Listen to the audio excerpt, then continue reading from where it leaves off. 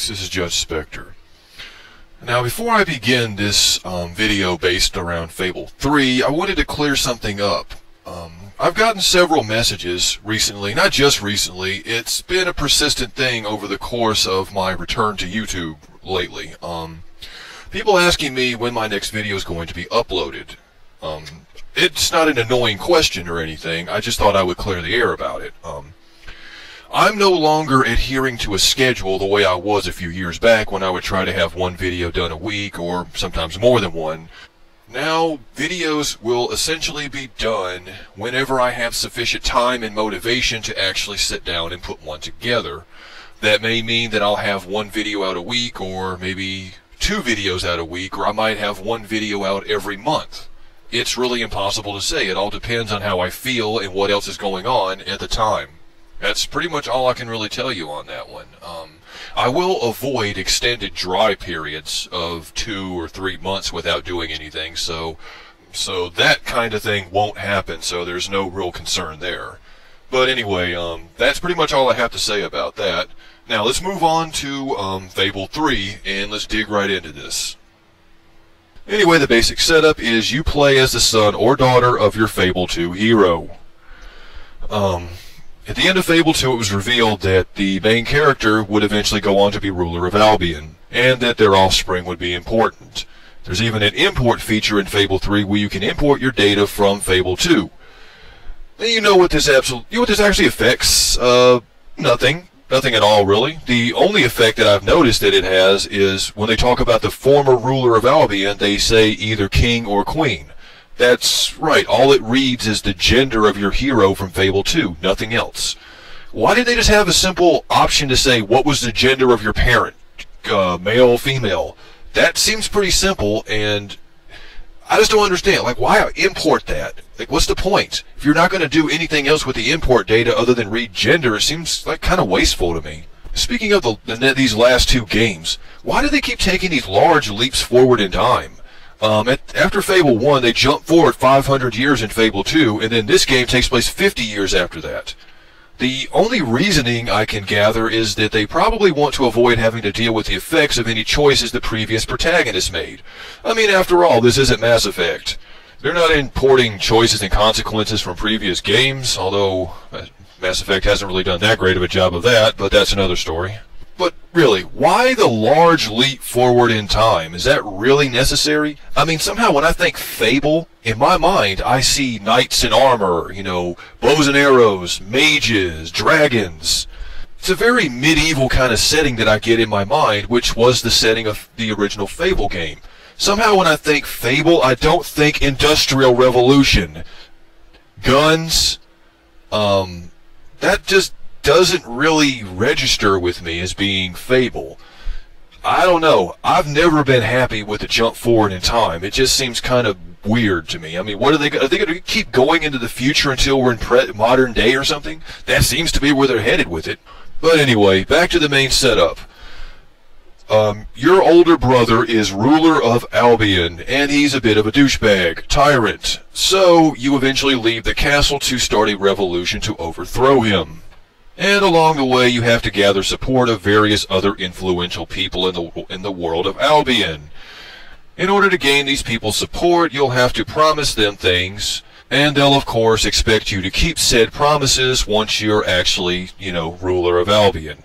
Not to go off talking too much about the actual characters here, because I'll save that for another video, but as is the tradition of Fable, most of these characters are just random people dumped into the story with no build-up and no real explanation as to who they are, and no real development of any kind. Just wanted to throw that out there. Now, the whole theme of this game is about being a good ruler or being a tyrant. And once you eventually overthrow your brother, you take the throne, and it was said that you would, you know, eventually become like a just ruler or a tyrant based on your actions. Unfortunately, the setup for this doesn't really allow for that to really happen appropriately. Immediately after deposing Logan, your brother, you take the throne and learn that the only reason why he was being such an unconscionable douchebag was because there's a great force coming to attack Albion in 1 year. And, of course, he had to tighten things up.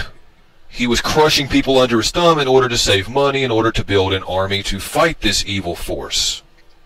So, that doesn't excuse everything he did. He did some pretty petty things, but largely it cast his actions in a totally different light. Now, the biggest problem in this entire storyline is after learning the fate of what's going to happen to Albion in 1 year's time, every single person that you made promises to suddenly show up on your doorstep basically begging you to keep your promises to them, even knowing what's about to happen. In keeping your promises always depletes the treasury in some way, meaning you have less funds to put towards the defense of Albion.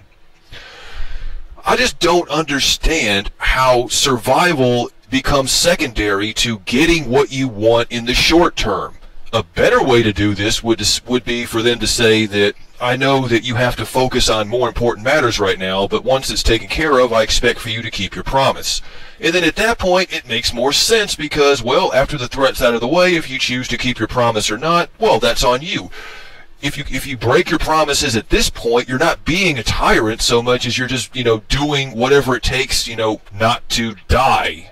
So this whole tyrant and just ruler thing, it's horribly flawed to me. And what makes it a little bit worse than that is Lionhead again shoots themselves in the foot on whatever kind of morality they were going for here. Let's just say that you keep every single promise that you make because you're an idiot, and you have no money left to spend on the defense of Albion. You know what? It doesn't really matter, because you can invest your own personal money in the treasury and make up for what you spend. That's right, just buy a few shops and let the revenue start pouring in, and then about an hour later you'll have more money than you'll know what to do with, and you'll just be able to pump it all into the treasury. Once again, Lionhead will let you have it both ways. You gotta love them. I mean, they make you feel like there's some kind of consequence to picking something, but there really never is. You can always have it both ways. So whatever they're trying to do with morality, it just never works. You want to make some kind of an impact with morality? Here, give us a cold, hard choice, and once we pick one option, make us stick with it. You don't get the privilege of going back and saying that you can have what you gave up in that morality decision. No, you can't have it. Yeah, I know that sounds a bit rough, but that's the way I would go with it. Have a cold, hard choice with clear repercussions one way or the other. Don't set it up so everybody can be happy at the end. And morality aside, the whole attack of the darkness on Albion is so underwhelming. I mean, you just spent an entire year amassing an army to fight this force, and instead of having a grand cutscene showing the darkness arriving and blowing through your forces, forcing its way into the city, you never get that. You're just standing in a map room and somebody says, hey, the darkness is attacking, it's finally here, let's go deal with it. It's like, wow, that's a bit of a letdown.